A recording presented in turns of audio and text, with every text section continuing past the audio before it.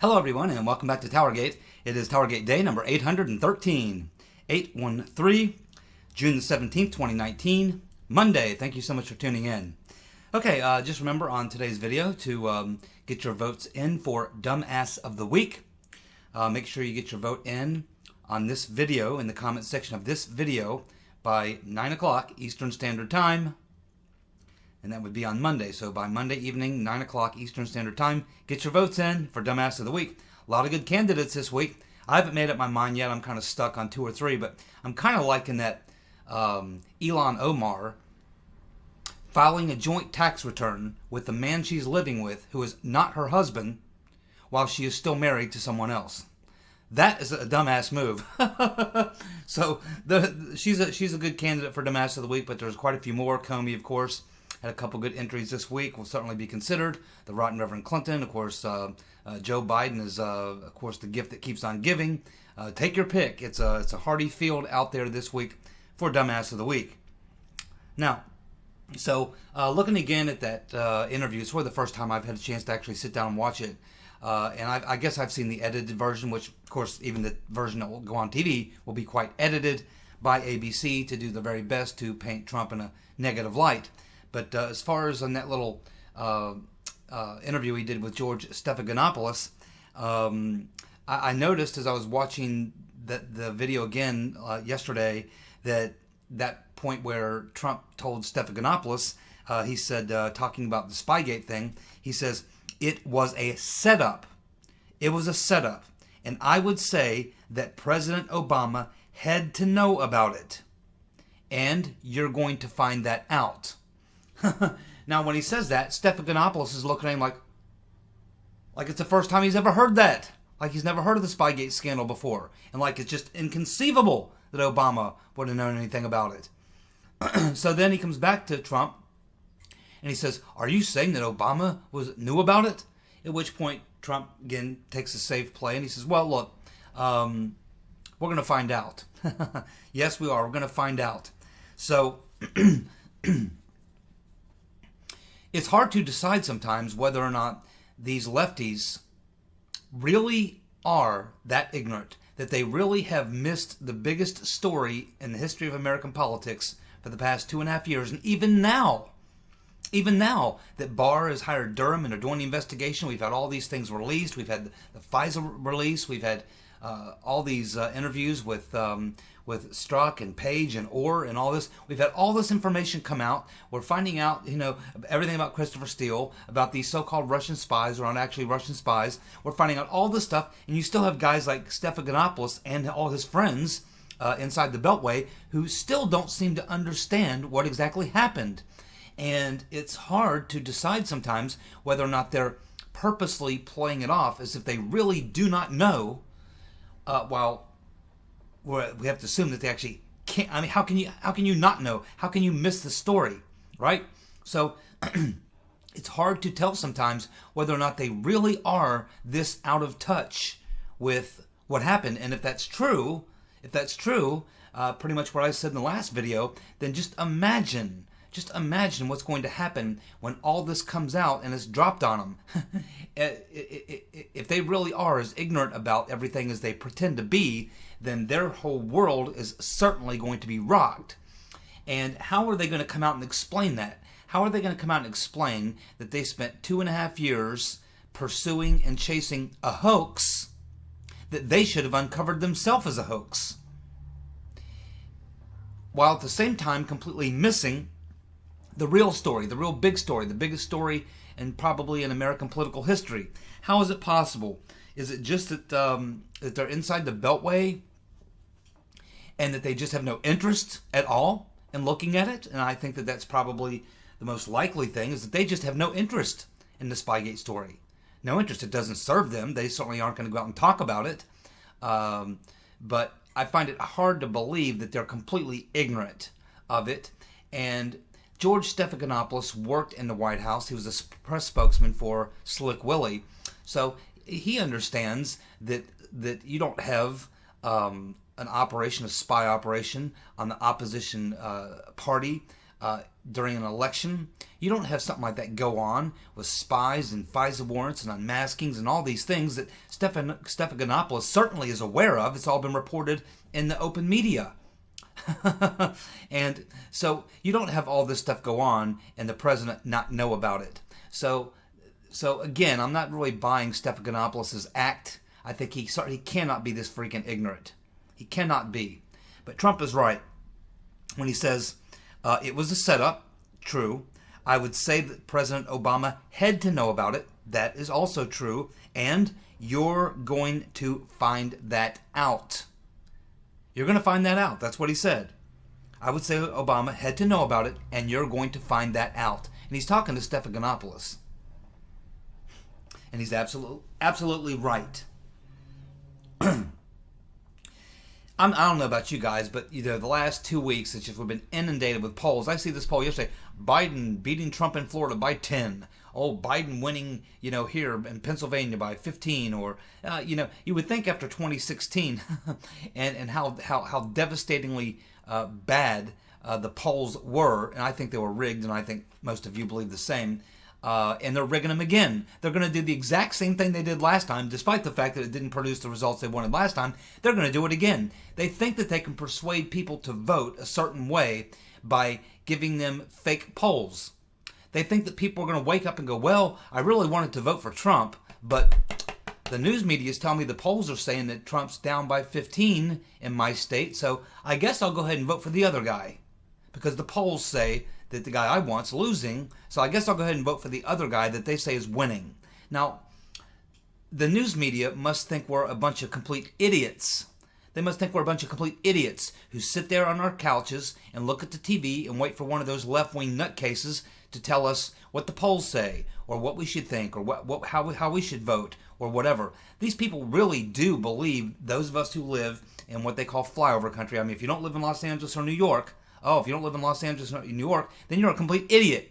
You're a backcountry barefoot toothless hillbilly, and therefore you're too stupid to know what's going on. You're too stupid to think for yourself, to manage your own life. That's why we need these people on TV to manage our lives for us, to tell us what to think, and to shape our opinions. That's what they really believe.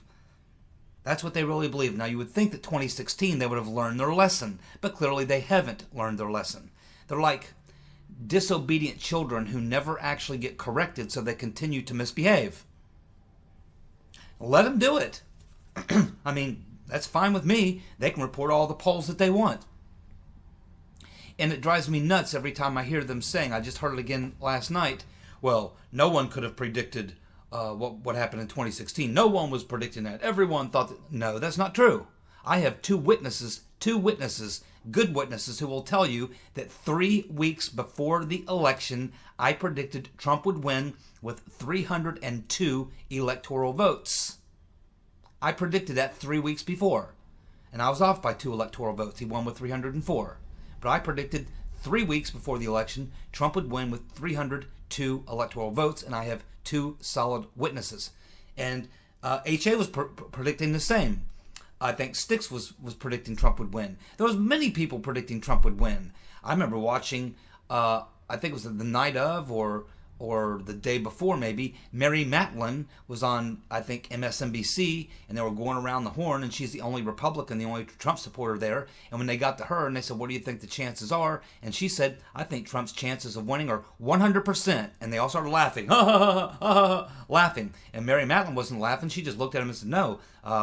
And she gave the reasons why. Look at the crowds he's drawing. Hillary can't fill a phone booth. Trump's packing them in by 10,000, 20,000 at a time. He's doing 3, 4, 5 rallies a day. Hillary can't do 2 or 3 a week. She laid out all these other reasons about how Trump was going to, how Trump was talking about real policy issues that really affect people. And he was going into the Rust Belt and talking about trade deals and talking about jobs being outsourced and talking about globalism. I mean, it was not hard for me to see this, and a lot of other people see it too, but you have these left-wing maniacs and the left-wing media that to this day keeps saying that no one saw it coming, no one knew that Trump could win. It's just bullshit. Plenty of us knew that Trump was going to win and called it. But these people are really, really clueless. So these polls are just a joke. Polls this far out mean nothing. And they keep talking about, yeah, well, Biden and Trump, Biden and Trump. My friends, I don't think Biden's going to be the nominee. I honestly don't. I don't think he can make it. I really don't. I've been watching Biden for a long time. The only way that Biden makes it through the debates and to the primary as the front runner, I mean, the field's pretty damn bad, which is the only reason he's even doing as well as he's doing, is how bad the field is. But it's also how big the field is. Right now, the entire far left progressive wing is split between 20 people.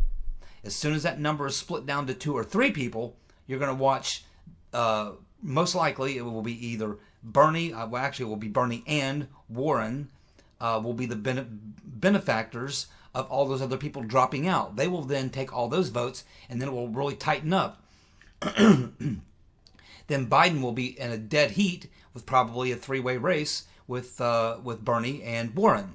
At which point he is going to be forced to move even farther to the left. And when he does, he loses the center and down he goes. I don't think he's going to be around. I think it's going to be the Rotten Reverend Clinton throwing her hat in the ring if she is not indicted.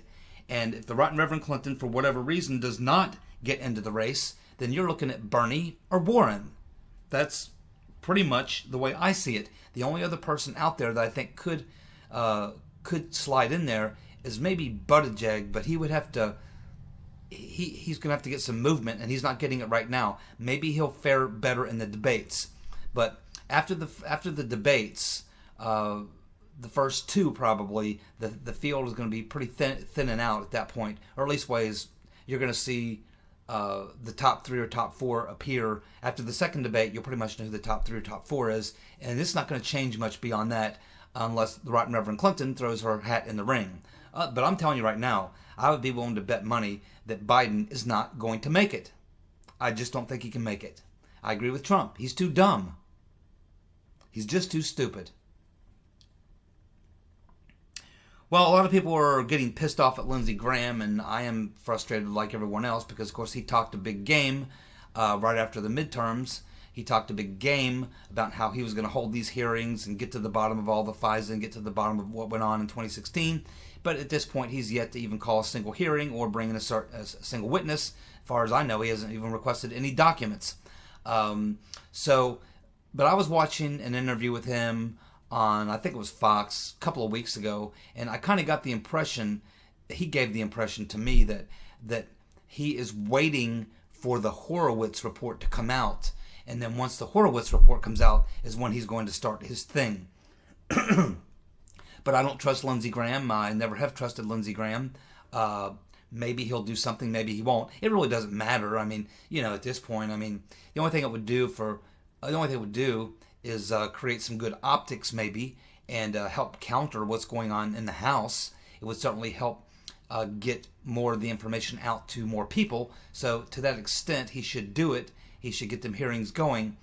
But he can't really indict anybody. There's nothing that's going to come out of that Senate Judiciary that isn't going to be discovered, that hasn't already been discovered by Horowitz, or that won't be unearthed by Durham or Barr. So, I never had much faith in Graham to do anything anyway. But he makes it sound like he's waiting for the Horowitz report. So we'll find out when the Horowitz report comes out if Lindsey Graham actually follows through and does what he said he was going to do. And I suspect if he does not, he's going to start coming under some serious heat. And of course, he is running for re-election. He's up for re-election this year, and he's in South Carolina, I believe. And there is a pretty well-funded, Democrat with decent name recognition running against him. So Lindsey Graham's going to need big turnout from Republicans, and unless he's primaried, and I don't think he will be primaried, you're going to have to hold your nose and go vote for him anyway, and I think he pretty much knows that. But yeah, I don't have a lot of confidence in Lindsey Graham. I hope he holds them hearings, but I wouldn't bank on it. And at the end of the day, it's not going to matter all that much. But it has pissed a lot of people off because he was talking the big game after the midterms, and people are looking at him now and they're not seeing any hearings, they're not seeing anything going on, and so they're kind of getting ticked off. So maybe he's waiting for the Horowitz report. I'm not sure why. He doesn't need to wait for the Horowitz report.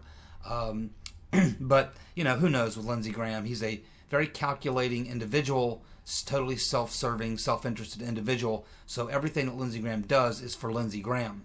Not for the cause, not for the effort, not for the rule of law, not for the Trump presidency, not for the country, not for the Republican Party. None of those things matter to Lindsey Graham. He's totally self-interested. Well, of course, the final tally is in on the big protest that was supposed to happen yesterday, the Move On protest. I think there was like over 60 major cities. It was supposed to be this gigantic big rollout of a impeach Trump rally nationalized across the country, all the major cities. There were supposed to be millions and millions of people coming out demanding Trump be impeached, and it fell completely on its face. It was a complete bust. They were lucky to get several dozen people in some of these places. Even some of the larger places like Chicago, I saw maybe less than 100 people. I saw the one out in Portland, less than 100 people. I mean, these are left-wing strongholds, and they couldn't get more than 100 people to come out. They were expecting millions. They got hundreds. Not even close. So yes, the Move On, Impeach National Trump rally was a big, fat bust. And what it tells you is the wind has just about been sucked out of the sails of the left. They realize that they simply are not going to get Trump impeached. Mueller is what they were counting on, and Mueller could not come through. And they don't have any confidence. They know that Pelosi is not going to hold the hearings because they know that she simply does not have the votes. If they did the impeachment hearings, they wouldn't even get it out of the House, let alone get it to the Senate where the trial was held. They wouldn't even be able to get enough Democrat votes to get it out of the House. It would be like the biggest self-own you could possibly imagine. It would be a total, you know, a total faceplant is what it would be. I mean, they would be ridiculed. It would be embarrassing. It would be humiliating for the Democrats to hold an impeachment vote and not even be able to get more than 45 Democrats to vote for it. And that's why it's not happening. And a lot of people around the country realize that. I mean, you know, they're pretty stupid, but they're not that stupid. And so the steam has pretty much run out of the sails of the left. And quite honestly, they are not completely oblivious to what's going on. They can see that we have a good economy, that Trump is taking care of the terrorist problem in the Middle East. You never even hear about terrorist attacks over there anymore. You know, I mean, it's just talking about Iran and Syria and Iraq. I mean, Iraq, Syria, and Afghanistan. You know, he's doing what he said he would do on trade policy and everything else. He's pretty much doing what he said he would do. He's having lots of success. His poll numbers are going up. His numbers with blacks and Latinos are going up. His numbers with women are going up. He's just winning all the time. And I think that they're finally just beat down. They just don't have a lot of gas left in the tank. And then when they look at what they have to coming up in 2020, and what do they see? Bernie, who sold them out in 2016. Pocahontas, who failed her gene test. And she's wigged out nutty as hell. And crazy Uncle Joe, who can't even complete a complete sentence. He's flip-flopped so many times now that you can't keep track even what he is or is not for. So, yeah, there's no wind in the sails of the Democrats. Trump has sucked the wind right out of them.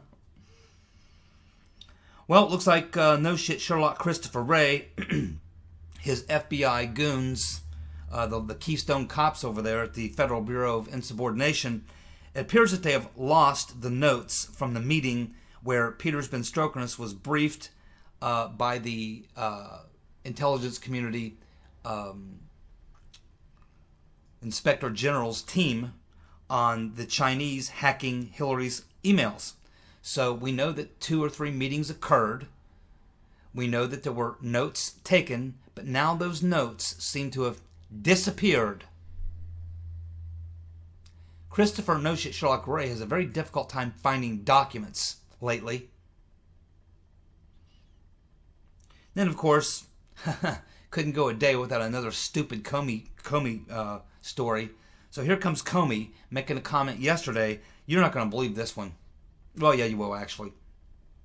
Where Comey says that politicians and candidates should stop talking about future prosecutions, and that you must be apolitical.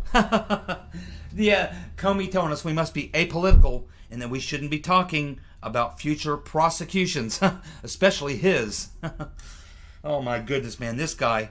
I'm convinced, man, at this point, Comey is just not his mental faculties, man. There's something wrong here. No one can be this literally this out of touch. There's something wrong with Comey. I mean, I'm serious, man. I mean, nobody can be this. I don't know what the word is, but I mean, dense maybe. I mean, oblivious. I mean, this guy's completely oblivious to everything going on around him. But for him to say that politicians and candidates should stop talking about future prosecutions and that we must be apolitical is just coming out of Comey's mouth. I mean, that's just, he's lost his mind. I mean, it's the only thing I can conclude at this point. Comey's a real piece of work, man. And the more you see this guy, the more concerned we should be that he was even FBI director. I mean, this guy's not right. Of course, we had Trump calling out the New York Times, and he's saying that they committed an act of treason over the fake news story that they put out saying that the U.S. was launching cyber attacks against Russia. Yeah, and even if we were, that's generally not something that you would report. I'm not sure why someone in the intelligence community would leak that. I'm not sure who benefits from that. It really doesn't hurt Trump. Probably helps Trump, but I'm not sure who or why would leak that. But Trump says it's absolutely false, and I believe it is false. I don't believe that we're hacking Russia any more than we normally. I mean, we always have operations going on against the Russians, and they have them on us, and we do it to everybody else. So I don't think there's anything out of the ordinary going on other than normal intelligence operations where we're just kind of screwing with them and they're screwing with us. What's new about that? Been going on since the 1950s. Then we have Bobby O, the skateboarder, and he's saying that white Americans don't know the full story, and he's talking about slavery, that we don't know the full story, and he continues to support reparations. And, of course, I'm waiting for Joe Biden to flip-flop on that one. I'm waiting for Joe Biden to come out for reparations, too. Just put a little pressure on him. He will. Yeah, and that, you know, coming reparations, I mean, I don't know if you could win any state in this country running on that. That's a loser. That's a big loser. Even a lot of white Democrats are not for that one. But Beto says that, let's see, we must repair this country. We must repair this country from its founding. You can't change the country's founding, you moron. And I don't think it needs repaired. It's just a process we went through. Things are what they are. They were what they were. Things happen as they are. They are as they is. I mean, you can't go back and change history. You can't go back 230 years and apply today's world to the world of 87, 1788, 1789. You can't do that. I mean, this guy's a moron. And then he says that we were kidnapping peoples from West Africa, bringing them here in bondage to build the wealth of the U.S. In a lot of cases, in fact, most of the cases, the slaves were bought and sold. They were a commodity. Slavery was going on in that time in the world, and it was largely, actually, more Europeans who were going over to the slave trading auctions in West Africa and getting slaves and bringing them back here to operate the large plantations that they owned. And it should be also noted that a lot of these slaves in West Africa that were put up for sale, see, the way things worked back then, and still to some degree today, these tribes over in Africa would have wars. And whenever you would have a loser in a war, the winners would take the losers and they would sell them off to slavery, to Europeans. So most of the slaves were bought and sold as property. So I don't know. He's got a very distorted sort of view of the history, or else he read a different history book than I did.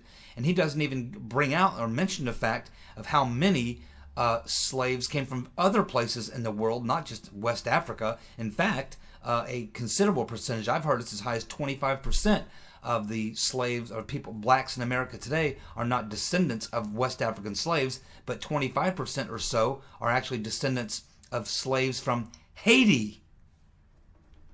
Haiti. Whew. Beto. That's why he's sitting at what, 3 or 4%, has no chance, and running on reparations is an absolute guaranteed loser. I'm just waiting to see. There's what, 4 or 5 Democrats at least I'm aware of that are on board with reparations. That's a big loser in the general election. That's just you'll get destroyed in the general election if you run on that. And I'm just waiting to see if the far left wing of the party can pull Joe Biden into supporting reparations. That's the one I'm waiting for. We have Madame Botox saying that Trump is projecting. And she says he is a nervous mess. He needs an intervention. That's kind of funny. That's Nancy attempting to project on Trump after Trump said that Nancy is nervous Nancy, and she certainly is. No, Trump is just, he's projecting that the whole coup attempt on him is going to be outed here shortly. And no, he doesn't need an intervention. Pelosi needs some medication, and she obviously is a nervous mess. And at the same time that she's saying that, in fact, the exact same time that Madame Botox is making that stupid statement, AOC is on a television program saying that progressives are frustrated with Nancy Pelosi, and that the progressives also are not very much liking Biden. So here's AOC going on TV saying that her caucus, the progressive caucus in Congress, the Democrats, are frustrated with Nancy Pelosi and that they're not liking Biden. At the same time that she's saying that Trump is projecting that he's a nervous mess and that he needs an intervention. Man, you talk about an unhinged party. And just wait until the entire Trump coup plot comes out and the whole thing blows up. It's going to be mind-blowing to watch how these Democrats react to it. Pelosi knew everything that was going on, no doubt in my mind. Well, what do we have here on the other side of the pond? We have Theresa May showing her true colors. Not that any of us didn't know where she stood, but Theresa May is now threatening to back the no-deal Brexit by aligning with the Tory Remainers. Well, yeah, I mean, she always was a Tory Remainer herself. So, I mean, why she tried to convince people that she was interested in trying to do a Brexit deal when in fact we all knew she was a Remainer from day one and had no interest in anything other than sabotaging the Brexit. And she says there cannot be a no-deal Brexit or whatever. Well, there is going to be likely a no-deal Brexit. I think that Boris Johnson said, hey, if we can't get a deal by October, it looks like that's the way it's going to go. So I don't really know where Theresa May is feeling like she's even got the support to even be considering it. Anything that position that she would take or move that she would make would change anything. I mean, she hasn't been able to do anything. She's been trying to subvert the entire Brexit process, and she's failed miserably. And look at the backlash. The backlash is a direct result of her incompetence and, quite honestly, her dishonesty and her entire approach to Brexit. She can't be gone soon enough, man. I don't know how you folks over in the UK tolerate it. I mean, Theresa May, she's enough to make you want to... Horrible woman. Absolutely horrible. So it looks like the name that's at the top of the list that may be replacing Sarah Sanders, which I like a lot, is Stephanie Grisham. And she has been First Lady Melania Trump's spokesperson now since the election. I like her a lot, to be honest with you, and I liked her back in the very beginning when her name was on the list at the beginning. Not that I didn't like Sarah Sanders, because she did a fabulous job. I love Sarah Sanders. I thought she did a great job and a very tough job. I think it's maybe the toughest job in the world, but, I like Stephanie Grisham. She is very tenacious. She is very feisty. She takes no bullshit. She's a lot like Sarah Sanders, only I think she's a little quicker in the tongue and she's known as being fiercely loyal to Trump.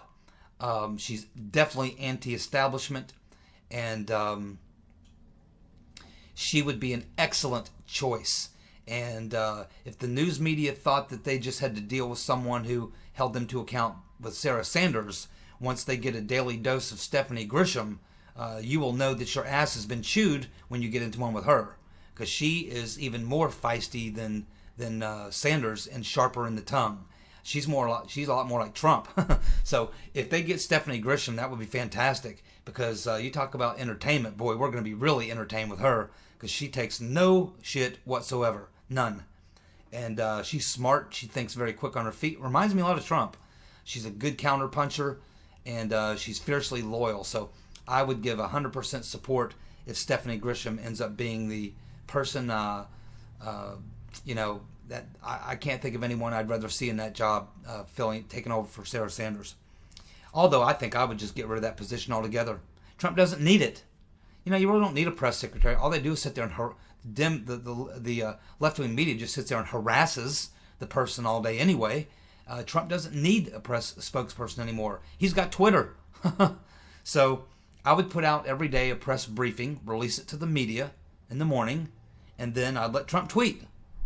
And that's put out the press briefing, let the left wing go after his agenda from the press briefing, and then let Trump do his magic on Twitter. I mean, he's been doing it, and he's doing a fabulous job. But if we do keep a press secretary, I would be very, very happy with Stephanie Grisham. Yeah. Now I was thinking last night, what must it be like? I go to bed last night. I'm laying there. I'm kind of thinking about this. I'm thinking, man, what's it got to be like?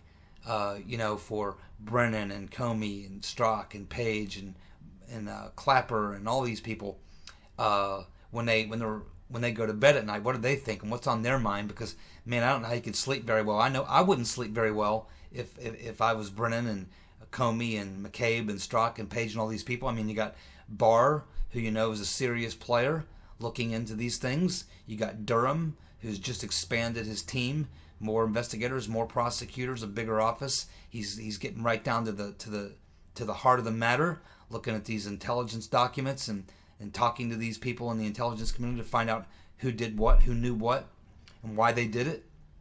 And so if you're any of these people, man, you've got to be really, really nervous. Really nervous. I'm sure they're not sleeping very well, and they know what's coming. They know what's coming, and they can't be very much at ease or at peace with themselves right now, because I think they do know what's about to be unraveled, and the 1,000-pound boulder is about to fall right on their heads. It's exactly what's about to go down. Don't forget, get your vote in for Dumbass of the Week, and I'll be back tomorrow with more TowerGate. You guys have a good night. See ya. Bye.